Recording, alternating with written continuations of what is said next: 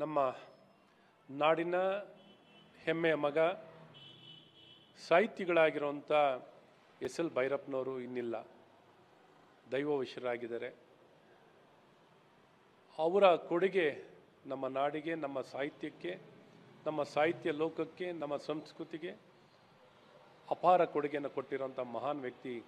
ಸರಸ್ವತಿ ಸನ್ಮಾನನ್ನು ಪಡೆದಂಥವರು, ಪದ್ಮಶ್ರೀ, ಪದ್ಮಭೂಷಣ ಈ ಎಲ್ಲ ಸನ್ಮಾನಗಳ ಎಲ್ಲ ಪ್ರಶಸ್ತಿಗಳನ್ನು ಪಡೆದು ನಮಗೆ, ನಾಡಿಗೆ, ನಮ್ಮ ಭಾಷೆಗೆ ಅತಿ ಹೆಚ್ಚಿನ ಕೊಡುಗೆಯನ್ನು ಕೊಟ್ಟಿರುವಂಥ ಇಂಥ ಮಹಾನ್ ವ್ಯಕ್ತಿಯನ್ನು ನಾವು ಎಷ್ಟು ಗೌರವಿಸಿದ್ರು ಸಾಲಲ್ಲ.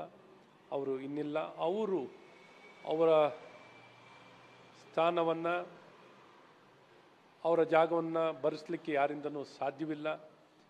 ಅವ್ರನ್ನ ಕಳ್ಕೊಂಡಿರೋಂಥದ್ದು ಒಂದು ದೊಡ್ಡ ನಷ್ಟ, ನಮ್ಮ ನಾಡಿಗೆ ಒಂದು ದೊಡ್ಡ ನಷ್ಟವಾಗಿದೆ, ಸಾಹಿತ್ಯ ಲೋಕಕ್ಕೆ ಒಂದು ದೊಡ್ಡ ನಷ್ಟವಾಗಿದೆ. ನಮ್ಮ ತಾಯಿ ಭುವನೇಶ್ವರಿಯ ಹೆಮ್ಮೆಯ ಮಗ, ತಾಯಿ ಭಾರತ ಮಾತೆಯ ಹೆಮ್ಮೆಯ ಮಗ ಎಸ್ ಎಲ್ ಭೈರಪ್ಪನವರ ಆತ್ಮಕ್ಕೆ ಶಾಂತಿ ಸಿಗಲಿ. ಅವರ ಪ್ರೇರೇಪಣೆ ಸದಾ ನಮ್ಮ ನಾಡಿಗಿರಲಿ. ಇನ್ನು ನೂರಾರು ಜನ ಎಸ್ ಎಲ್ ಭೈರಪ್ಪನವರ ಪ್ರೇರೇಪಣೆ ಪಡೆದು ನೂರಾರು ಎಸ್ ಎಲ್ ಭೈರಪ್ಪನವರ ರೀತಿಯಲ್ಲಿ ನಮ್ಮ ನೆಲದಲ್ಲಿ, ನಮ್ಮ ನಾಡಿನಲ್ಲಿ ಬೆಳೀಲಿ ಅಂತಲೂ ಈ ಸಂದರ್ಭದಲ್ಲಿ ಭಗವಂತನಲ್ಲಿ ಪ್ರಾರ್ಥನೆಯನ್ನು ಮಾಡ್ತೀವಿ. ನಿಜಕ್ಕೂ ಹೇಳಬೇಕು ಅಂದರೆ, ನಮ್ಮ ಹಲವಾರು ಸಂದರ್ಭದಲ್ಲಿ ಸಮಾಜದಲ್ಲಿ ಇತಿಹಾಸವನ್ನು ಉಲ್ಲೇಖ ಮಾಡಿ ನಮಗೆ ಅನ್ಯಾಯ ಆಗುವಂಥ ಎಲ್ಲ ಸಂದರ್ಭದಲ್ಲೂ ನಾಡಿಗೆ ಮಾರ್ಗದರ್ಶನವನ್ನು ಕೊಡ್ತಿದ್ದರು.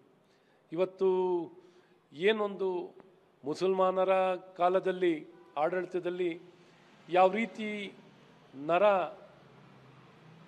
ಹತ್ಯೆಗಳಾಗಿರುವಂಥದ್ದು ಅಥವಾ ನಮ್ಮ ಜನರನ್ನು ಕೊಂದಿರುವಂಥದ್ದಾಗಲಿ, ಅವರ ದೌರ್ಜನ್ಯ, ನಮ್ಮ ನಾಡಲ್ಲಿ ಅನುಭವಿಸಿರುವಂಥ ಹಲವಾರು ಕಷ್ಟ ಮತ್ತು ಸಮಸ್ಯೆಗಳನ್ನು ಭಾಳ ಉತ್ತಮವಾಗಿ ಬಿಂಬಿಸಿರುವಂಥ ವಿಚಾರಗಳನ್ನು ನಾವು ನಮ್ಮ ರಾಜ್ಯ ಕಂಡಂಥ ಅಪರೂಪದ ಮತ್ತು ಅತ್ಯಂತ ಹಿರಿಯ ಸಾಹಿತಿಗಳಾದಂಥ ಎಸ್ ಎಲ್ ಭೈರಪ್ಪನವರು ವಯೋಸಹಜ ವೃದ್ಧಾಪದಿಂದ ಅವರು ಇವತ್ತು ನಿಧನ ಹೊಂದಿದ್ದಾರೆ.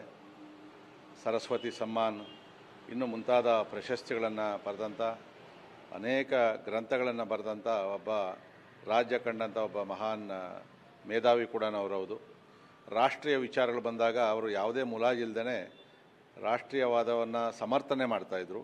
ಬೇರೆಯವರೆಲ್ಲ ಕೂಡ ಒಂದಷ್ಟು ಜನ ವಿಚಾರವಾದಿಗಳು ಒಂದು ಕಡೆ ವಾದ ಮಾಡ್ತಾಯಿದ್ರೆ, ಇವರು ನೇರವಾಗಿ ರಾಷ್ಟ್ರದ ಚಿಂತನೆಗಳನ್ನು, ವಿಶೇಷವಾಗಿ ಹಿಂದುತ್ವದ ಬಗ್ಗೆ ಕೂಡ ಅವರು ಪರವಾಗಿ ನಿಂತ್ಕೊಂಡು ಅವರ ವಿಚಾರವನ್ನು ಮಂಡಿಸ್ತಕ್ಕಂಥ ಒಬ್ಬ, ಯಾವುದಕ್ಕೂ ಹೆದರದೇ ಇರತಕ್ಕಂಥ ಒಬ್ಬ ದಿಟ್ಟ ಸಾಹಿತ್ಯವನ್ನು ಇವತ್ತು ನಾವು ಕಳ್ಕೊಂಡು ನಮ್ಮ ಕರ್ನಾಟಕ ಮತ್ತು ಕನ್ನಡದ ಸಾಹಿತ್ಯ ಬಳಗ ಬಡವಾಗಿದೆ ಅಂತ ಅನ್ನಿಸ್ತಾ ಇದೆ. ಈ ಥರದವ್ರು ಮತ್ತೆ ಮತ್ತೆ ಹುಟ್ಟು ಬರಲಿ. ಮತ್ತು ನಮ್ಮ ಭೈರಪ್ಪನವರು ಅತ್ಯಂತ ಸರಳವಾಗಿ ಜೀವನವನ್ನು ನಡೆಸಿದಂಥವ್ರವರು. ಸೊ ಇವತ್ತು ನಿಧನ ಹೊಂದಿದ್ದಾರೆ. ನಮ್ಮ ರಾಜ್ಯಕ್ಕೆ ತುಂಬಲಾರದ ನಷ್ಟ. ಅವರ ಕುಟುಂಬಕ್ಕೆ ಮತ್ತು ಕರ್ನಾಟಕದ ಜನತೆಗೆ ಅವರ ಅಗಲಿಕೆಯ ನೋವನ್ನು ತಡ್ಕೊಳ್ತಕ್ಕಂಥ ಶಕ್ತಿಯನ್ನು ಕೊಡಲಿ ಅಂತೇಳಿ ಆ ಭಗವಂತನಲ್ಲಿ ರಾಷ್ಟ್ರೋತ್ಥಾನ ಆಸ್ಪತ್ರೆಯಲ್ಲಿ ಇವತ್ತು ನಮ್ಮ ಸಾಹಿತಿ ಮತ್ತು ಸಂಶೋಧಕರಾಗಿರ್ತಕ್ಕಂಥ ಎಸ್ ಎಲ್ ಭೈರಪ್ಪನವರು ಇವತ್ತು ನಿಧನ ಹೊಂದಿದ್ದಾರೆ. ಭಾಳಷ್ಟು ನಮ್ಮ ಈ ರಾಜ್ಯಕ್ಕೆ ಅವ್ರದ್ದೇ ಆದಂಥ ಕೊಡುಗೆಯೂ ಇದೆ. ಪದ್ಮಭೂಷಣ ಪ್ರಶಸ್ತಿಯನ್ನು ಸಹ ಪಡೆದಿದ್ದು, ಹಲವಾರು ಪ್ರಶಸ್ತಿಗಳನ್ನ ಪಡೆದಿದ್ದಾರೆ. ನಾಡೋಜ ಪ್ರಶಸ್ತಿ, ಪಂಪ ಪ್ರಶಸ್ತಿ ಪಡೆದು ಇವತ್ತು ನಮ್ಮನ್ನು ಅಗಲಿದ್ದಾರೆ. ಅವರ ಆತ್ಮಕ್ಕೆ ಶಾಂತಿ ಸಿಗಲಿ.